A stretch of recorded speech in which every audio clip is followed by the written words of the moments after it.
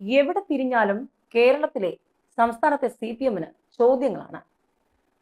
പണ്ട് ഭരണത്തിലുണ്ടായിരുന്ന ബംഗാളിലും ത്രിപുരയിലും ഒക്കെ CPM-ന്റെ അവസ്ഥ എന്ത് എന്ന് ചോദിച്ചുകൊണ്ട് പ്രതിപക്ഷ രാഷ്ട്രീയ പാർട്ടികൾ ചാനൽ ചർച്ചകളിലും അല്ലാതെയും ഒക്കെ ചോദ്യങ്ങൾ ചോദിക്കാറുണ്ട് CPM-നോട്. ഇപ്പോൾ പോയ നാളുകളിലൊക്കെ പ്രധാനമന്ത്രി നരേന്ദ്രമോദിക്കെതിരെയും കേന്ദ്ര സർക്കാരിനെതിരെയും മുന്നിൽ നിന്നും പടനയിച്ച മഹുവ മൊയ്ത്ര, തൃണമൂൽ കോൺഗ്രസിന്റെ MP, ആ MPക്ക് മുദ്രാവാക്യം വിളിച്ചുകൊണ്ടിരുന്ന കേരളത്തിലെ CPM ഇപ്പോൾ അടിമുടിപ്പെട്ടിരിക്കുകയാണ്. കാരണം തൃണമൂൽ കോൺഗ്രസിന്റെ MPമാരായ ഡെറിക് ഒബ്രിയാനും മഹുവ മൊയ്ത്രയും കേരളത്തിലെത്തുന്നു. പ്രത്യേകിച്ചും ഒരു വശത്ത് PV അൻവർ മുഖ്യമന്ത്രി പിണറായി വിജയനും സംസ്ഥാന സർക്കാരിനും ആഭ്യന്തര വകുപ്പിന് നേരെ ഗുരുതരമായ ചോദ്യങ്ങൾ ഉയർത്തിക്കൊണ്ട് പുതിയ പ്രസ്ഥാനവുമായി സഹകരിച്ച് രംഗത്ത് പോയിക്കൊണ്ടിരിക്കുന്ന സമയത്ത് തന്നെയാണ് തൃണമൂൽ കോൺഗ്രസിന്റെ MPമാർ കേരളത്തിലേക്ക് വരുന്നു.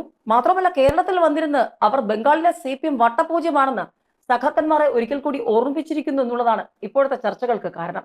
അതായത് ഡെറിക് ഒബ്രിയാന്റെ വാക്കുകൾ ഇങ്ങനെയായിരുന്നു: 235 സീറ്റ് ഉണ്ടായിരുന്ന CPM ഇപ്പോൾ അവിടെ വട്ടപൂജ്യത്തിലാണ്. ഇത് തന്നെയാണ് മുൻപ് പലപ്പോഴായി BJPയും മറ്റു രാഷ്ട്രീയ പാർട്ടികളും ഒക്കെ CPM-നോട് ചോദിച്ചുകൊണ്ടിരിക്കുന്നത്. അതിപ്പോൾ CPM-നോട് കേരളത്തിൽ വന്ന് തൃണമൂൽ കോൺഗ്രസിന്റെ MPമാർ ചോദിക്കുകയാണ്. മമതാ ബാനർജിയും പിണറായി വിജയനും MK സ്റ്റാലിനും ഒക്കെ അടങ്ങുന്ന മുഖ്യമന്ത്രിമാർ അതിശക്തമായ പ്രതിപക്ഷ നേതൃനിരയാണെന്ന് പറഞ്ഞുകൊണ്ട് കേന്ദ്ര സർക്കാരിനും പ്രധാനമന്ത്രി നരേന്ദ്രമോദിക്കുമെതിരെ പലപ്പോഴായി രംഗത്ത് വരുന്നത് കേരളം കണ്ടതാണ്. ഇതിനിടയിലാണ് ഇപ്പോൾ ഡെറിക് ഒബ്രിയാൻ പറയുന്നു 235 സീറ്റ് ഉണ്ടായിരുന്ന CPM ഇപ്പോൾ വട്ടപൂജ്യമാണ് ബംഗാളിൽ. കോൺഗ്രസിന്റെ അവസ്ഥയും അതൊക്കെ തന്നെയാണെന്ന്. എന്നാൽ അവരെ ഞങ്ങൾ കളിയാക്കാനില്ല, പകരം മമതാ ബാനർജിയുടെ കഠിനാധ്വാനത്തിന്റെ ഫലമാണ് ഞങ്ങളുടെ വിജയമെന്നും പ്രസംഗത്തെക്കാൾ പ്രവൃത്തിയിലാണ് ഞങ്ങൾക്ക് വിശ്വാസം എന്നുള്ള അടിവരയിട്ട് പറഞ്ഞുകൊണ്ട് തൃണമൂൽ കോൺഗ്രസിന്റെ നേതാക്കന്മാർ കേരളത്തിൽ വരുമ്പോൾ അത് സംസ്ഥാന സർക്കാരിനും CPM-നുമുള്ള ഒരു തുറന്ന ചോദ്യം തന്നെയാണ്. മാത്രമല്ല, മറ്റൊരു പ്രധാനപ്പെട്ട കാര്യം എടുത്തു പറയേണ്ടത്, കേരളത്തിൽ സ്ത്രീകൾക്ക് സംവരണത്തെ ആശ്രയിക്കേണ്ടി വരുന്നത് നാണക്കേടെന്നാണ് മഹുവ മൊയ്ത്ര പറഞ്ഞിരിക്കുന്നത്. നവോത്ഥാന സാക്ഷര സുന്ദര കേരളം സ്ത്രീകൾക്ക് വലിയ പ്രാധാന്യം നൽകുന്നു, സ്ത്രീകൾക്ക് എല്ലാം ഉറപ്പാക്കുന്നു എന്നൊക്കെ സംസ്ഥാന സർക്കാരും CPM-ഉം അവകാശപ്പെടുമ്പോഴാണ് മറുവശത്ത് കേരളത്തിൽ സ്ത്രീകൾക്ക് സംവരണത്തെ ആശ്രയിക്കേണ്ടി വരുന്നത് നാണക്കേടെന്ന് മഹുവ മൊയ്ത്ര തന്നെ പറയുന്നത്. ഏതായാലും കേരളത്തിൽ ജനസംഖ്യയുടെ പകുതി സ്ത്രീകളായിട്ടും അവർക്ക് സംവരണത്തെ തന്നെ ആശ്രയിക്കേണ്ടി വരുന്നത് നാണക്കേട്, ഗതികേടാണെന്ന് കേരളത്തിൽ വന്ന് വനിതാ നേതാവ് അതിശക്തമായി പറഞ്ഞു പോകുമ്പോൾ മുഖ്യമന്ത്രി പിണറായി വിജയന്റെ നേതൃത്വത്തിലുള്ള സംസ്ഥാന സർക്കാർ CPM ഈ വിഷയത്തിൽ എന്ത് മറുപടി പറയും എന്നുള്ളതാണ് ഏവരും ഉറ്റുനോക്കുന്നത്. തൃണമൂൽ കോൺഗ്രസിന്റെ MPമാരിൽ 39 പേരും വനിതകളാണ്. അതേസമയം കേരളത്തിലെ CPM-ൽ പോലും എന്താണ് സംഭവിക്കുന്നത് എന്ന പരോക്ഷമായ ചോദ്യം രാഷ്ട്രീയത്തിലേക്ക് കടന്നു വരാൻ അവർക്ക് എന്തൊക്കെ കടമ്പകൾ ഉണ്ട് എന്ന് തന്നെയാണ് വനിതാ നേതാവ് അതിശക്തമായി ചോദിച്ചുകൊണ്ടിരിക്കുന്നത്.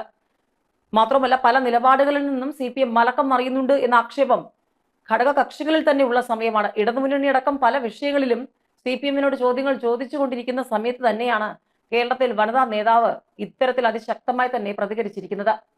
രാഷ്ട്രീയ പ്രസ്ഥാനങ്ങളിലേക്ക്, രാഷ്ട്രീയ സ്ഥാനങ്ങളിലേക്ക് കയറി വരാൻ സ്ത്രീകൾക്ക് സംവരണം വേണ്ടിവരുന്നത് എന്തുകൊണ്ട് എന്ന് ചോദിച്ചുകൊണ്ടാണ് തൃണമൂലിന്റെ MPമാരിൽ 39% പേരും സ്ത്രീകളാണെന്ന് അവർ ഓർമ്മിപ്പിച്ചിരിക്കുന്നത്. ഏതായാലും ലീഗ് വഴി UDF പ്രവേശനം ലക്ഷ്യമിട്ടിരിക്കുക തന്നെയാണ് തൃണമൂൽ കോൺഗ്രസ്. നിർണായകമായ ചരടുവലികൾ തന്നെയാണ് നടക്കാൻ പോകുന്നത്.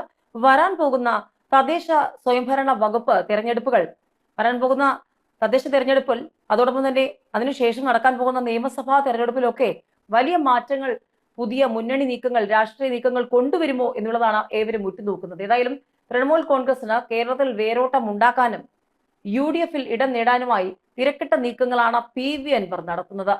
പിണറായി വിജയനോടും CPM-നോടും ഇടഞ്ഞ് പുറത്തിറങ്ങിയ PV അൻവർ പല നീക്കങ്ങളും നടത്തിക്കൊണ്ടിരിക്കുകയാണ്.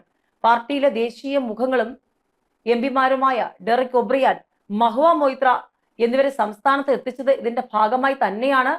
മാത്രമല്ല, വരും ദിവസങ്ങളിൽ നിർണായകമായ നീക്കങ്ങൾ നടത്താൻ തന്നെയാണ് ഇവർ ലക്ഷ്യമിടുന്നത് എന്ന് തന്നെയാണ് ഇപ്പോൾ വ്യക്തമാകുന്നത്. അതായത് വലിയ രാഷ്ട്രീയ നീക്കങ്ങൾ തന്നെയാണ് അവർ ലക്ഷ്യമിടുന്നത് എന്ന് വ്യക്തം.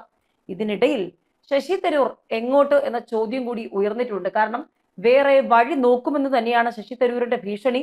കഴിഞ്ഞ കുറച്ച് ദിവസങ്ങളായി CPM ശശി തരൂരിനെ വാനോളം പുകഴ്ത്തുന്നുണ്ട്, വിപ്ലവകാരി എന്ന് വരെ വിളിക്കുന്നുണ്ട്. ഇതൊക്കെ കോൺഗ്രസ് അവഗണിച്ച് മുന്നോട്ട് പോകുമ്പോൾ CPM പിന്തുണയുമായി രംഗത്ത് വരുമ്പോൾ ശശി തരൂർ എങ്ങോട്ട് എന്നുള്ളതും രാഷ്ട്രീയ കേരളം ഉറ്റുനോക്കുന്ന സമയമാണ്. സ്വന്തം പാളയത്തിലേക്ക് കോൺഗ്രസ് പ്രവർത്തക സമിതി അംഗം ശശി തരൂർ വീണ്ടും തിരികെ എത്തുമോ ഗൗരവത്തോടെ? കാരണം ശശി തരൂർ അടുത്തിടെ പൊട്ടിച്ച വെടികൾ കോൺഗ്രസിന് വലിയ ചോദ്യമായി മാറിയിട്ടുണ്ട്. ശശി തരൂർ വീണ്ടും വെടിപൊട്ടിച്ചതോടെ കോൺഗ്രസ് ഹൈക്കമാൻഡ് കരുതലോടെ തന്നെ നീങ്ങാൻ ഒരുങ്ങുന്നു എന്ന റിപ്പോർട്ടുകളാണ് പുറത്തു വരുന്നത്.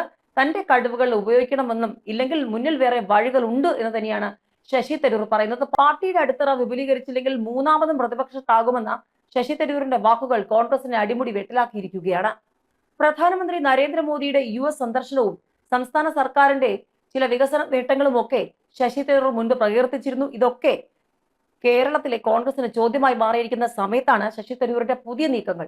മാത്രമല്ല, നരേന്ദ്രമോദിയെ നിരന്തരം വിമർശിച്ചുകൊണ്ടിരുന്ന CPM ആ നിലപാടിൽ നിന്ന് മാറി നരേന്ദ്രമോദിയുടെ നേതൃത്വത്തിലുള്ള സർക്കാർ ഫാസിസ്റ്റ് സർക്കാർ അല്ല എന്ന നിലപാടുമായി ഇപ്പോൾ രംഗത്ത് വന്നത് ഇടതുമുന്നണിക്കുള്ളിൽ വലിയ ചോദ്യങ്ങൾക്കിടയാക്കിയിരിക്കുകയാണ്. ഏതായാലും വരും ദിവസങ്ങളിൽ വലിയ രാഷ്ട്രീയ മാറ്റങ്ങൾ, നീക്കങ്ങളൊക്കെ തന്നെയായിരിക്കും കേരളം സാക്ഷ്യം വഹിക്കാൻ പോകുന്നതെന്ന് വ്യക്തം. CPMനുള്ളിലെ കൂട്ടയടി പലപ്പോഴായി CPM എന്ന പാർട്ടിയെയും മുഖ്യമന്ത്രി പിണറായി വിജയനെയും സംസ്ഥാന സെക്രട്ടറി MV ഗോവിന്ദനെയും ചോദ്യമുനയിലാക്കിയിട്ടുണ്ട്. ഇപ്പോൾ ഇതാ പിണറായി സർക്കാർ വീണ്ടും നട്ടം തിരിയുകയാണ്. IAS തലപ്പത്തെ പോരിലാണ് നട്ടം തിരിഞ്ഞിരിക്കുന്നത്.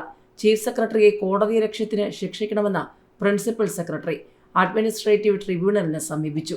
ഇതൊരു വശത്ത്. മറുവശത്ത് കേരള PSC നിയമനത്തിൽ ഒന്നാമതെന്ന അവകാശവാദം, നിയമനക്കണക്കിലും സർക്കാരിന്റെ ഒളിച്ചുകളി എന്ന റിപ്പോർട്ടുകൾ. നരേന്ദ്രമോദിയുടേത് ഫാസിസ്റ്റ് സർക്കാർ അല്ലെന്ന നിലപാടിൽ മലക്കം മറിഞ്ഞ CPM രഹസ്യരേഖയുമായി കേന്ദ്ര കമ്മിറ്റി. ആ മർക്കട മുഷ്ടിക്കാരൻ ആര്?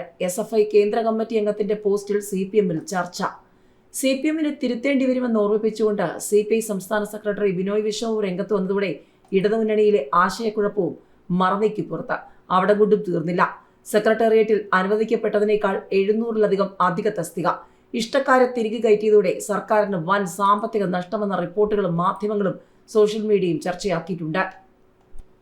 IAS തലപ്പത്തെ പോര് തുടരുകയാണ്. ചീഫ് സെക്രട്ടറി ശാരദാ മുരളീധരനെ കോടതിയലക്ഷ്യത്തിന് ശിക്ഷിക്കണമെന്ന ആവശ്യവുമായി സെൻട്രൽ അഡ്മിനിസ്ട്രേറ്റീവ് ട്രിബ്യൂണലിനെ സമീപിച്ച് കൃഷി വകുപ്പ് പ്രിൻസിപ്പൽ സെക്രട്ടറി B അശോക്.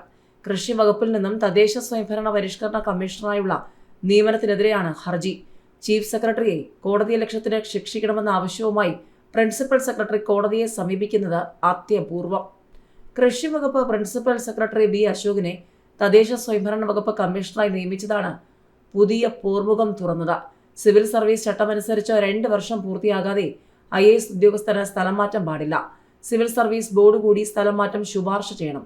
വകുപ്പ് മാറ്റത്തിൽ സിവിൽ സർവീസ് ചട്ടങ്ങൾ കൃത്യമായി പാലിക്കണമെന്ന് 2023 സെൻട്രൽ അഡ്മിനിസ്ട്രേറ്റീവ് ട്രിബ്യൂണലിൽ നിന്നും IAS അസോസിയേഷൻ നേടിയ ഉത്തരവ് നിലവിലുണ്ട്. IAS അസോസിയേഷൻ പ്രസിഡന്റ് കൂടിയായ B അശോകിന്റെ നേതൃത്വത്തിലായിരുന്നു അന്ന് ട്രിബ്യൂണലിനെ സമീപിച്ചത്.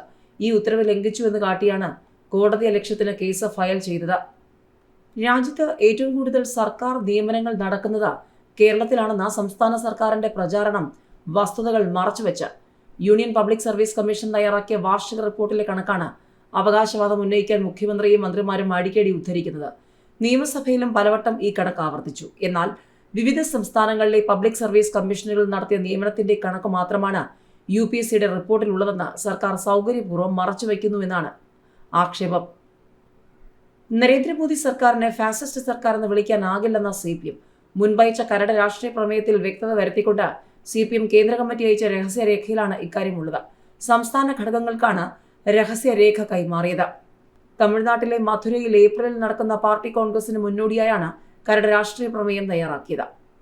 CPM നേതാവിനെതിരെ സാമൂഹിക മാധ്യമത്തിൽ പോസ്റ്റുമായി SFI കേന്ദ്ര കമ്മിറ്റി അംഗവും CPM മാവേലിക്കര ഏരിയ കമ്മിറ്റി അംഗവുമായ AA അക്ഷയ് തനിക്ക് ശേഷം ആരും വേണ്ടെന്ന മർക്കടമുഷ്ടി ചുരുട്ടി നേതാവിന് സമർപ്പിക്കുന്നു. ഇനിയും അനേകായിരങ്ങൾ ഈ മണ്ണിൽ നിന്നും പുതിയ നേതൃത്വവുമായി ജനിക്കുമെന്നാണ് കുറിപ്പിൽ പറയുന്നത്. SFI സംസ്ഥാന വൈസ് പ്രസിഡന്റായിരുന്ന അക്ഷയ് കഴിഞ്ഞ ദിവസം തിരുവനന്തപുരത്ത് നടന്ന സമ്മേളനത്തിലാണ് സംസ്ഥാന ഭാരവാഹി സ്ഥാനം ഒഴിഞ്ഞത്. പുതിയ സംസ്ഥാന പ്രസിഡന്റായി തിരഞ്ഞെടുക്കപ്പെട്ട ആലപ്പുഴ ജില്ലക്കാരനായ M ശിവപ്രസാദിനെ അഭിനന്ദിച്ചുള്ള പോസ്റ്റും ശിവപ്രസാദിനൊപ്പം നിൽക്കുന്ന ചിത്രവും അക്ഷയ് സമൂഹ മാധ്യമത്തിൽ ഇട്ടിട്ടുണ്ട്.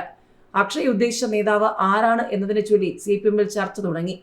1970-ൽ SFI രൂപവൽക്കരണ വേളയിൽ സംസ്ഥാന പ്രസിഡന്റായ G സുധാകരന് ശേഷം ജില്ലയിൽ നിന്നും ഇപ്പോഴാണ് ഒരു സംസ്ഥാന പ്രസിഡന്റ് ഉണ്ടാകുന്നത്. 3 വർഷം മുൻപ് നടന്ന SFI സംസ്ഥാന സമ്മേളനത്തിൽ അക്ഷയ് സംസ്ഥാന പ്രസിഡന്റാകുമെന്ന് കരുതിയിരുന്നെങ്കിലും പരിഗണിക്കപ്പെട്ടില്ല. അക്ഷയ് ഉദ്ദേശിച്ചത് G സുധാകരനെയാണെന്ന് ഒരു വിഭാഗം നേതാക്കൾ പറയുമ്പോൾ മുൻ SFI ഭാരവാഹിയും MLAയുമായ MS അരുൺകുമാറിനെ പറ്റിയാണെന്നും സംസാരമുണ്ട്. 2 മാസം മുൻപ് നടന്ന സമ്മേളനത്തിലാണ് അക്ഷയ് CPM മാവേലിക്കര ഏരിയ കമ്മിറ്റിയിലെത്തിയത്. SFIയുടെ കേന്ദ്ര കമ്മിറ്റി അംഗം എന്ന നിലയിൽ CPM ജില്ലാ കമ്മിറ്റിയിൽ ഇടം നേടുമെന്ന് കരുതപ്പെട്ടെങ്കിലും നടന്നില്ല. താൻ പിന്തുടരുന്ന നിലപാടുകളുടെ ഭാഗമാണ് പോസ്റ്റ് എന്ന് പറഞ്ഞ് അക്ഷയ് കൂടുതൽ പ്രതികരിക്കാൻ തയ്യാറായില്ല. നരേന്ദ്രമോദി സർക്കാർ ഫാസിസ്റ്റ് സർക്കാർ അല്ലെന്ന CPM നിലപാട് അവർക്ക് തിരുത്തേണ്ടി വരുമെന്ന് CPI സംസ്ഥാന സെക്രട്ടറി ബിനോയ് വിശ്വം. സംസ്ഥാന സെക്രട്ടേറിയറ്റിൽ അനുവദിക്കപ്പെട്ടതിനേക്കാൾ അധികം തസ്തികയിൽ ഉദ്യോഗസ്ഥർക്ക് നിയമനം നൽകിയെന്ന AGയുടെ റിപ്പോർട്ട്. പൊതുഭരണ വകുപ്പിൽ AG നടത്തിയ ഓഡിറ്റ് റിപ്പോർട്ടാണ് ഇക്കാര്യം വ്യക്തമാക്കുന്നത്. സർക്കാരിന്റെ ഇഷ്ടക്കാർക്ക് വേണ്ടി 700-ലധികം തസ്തിക അധികമായി സൃഷ്ടിച്ചെന്നാണ് കണ്ടെത്തൽ. സെക്രട്ടേറിയറ്റിൽ 53 അഡീഷണൽ സെക്രട്ടറിമാരുടെ സ്ഥാനത്ത് 92 പേരാണ് ജോലി ചെയ്യുന്നത്. സാമ്പത്തിക പ്രതിസന്ധിയാണെന്ന് സർക്കാർ ആണയിട്ട് പറയുമ്പോഴും ഇവിടെ ഇഷ്ടക്കാർക്ക് പൊതു ഖജനാവിൽ നിന്നും വാരിക്കോരി കൊടുക്കുകയാണ് സർക്കാർ എന്നാണ് ആക്ഷേപം.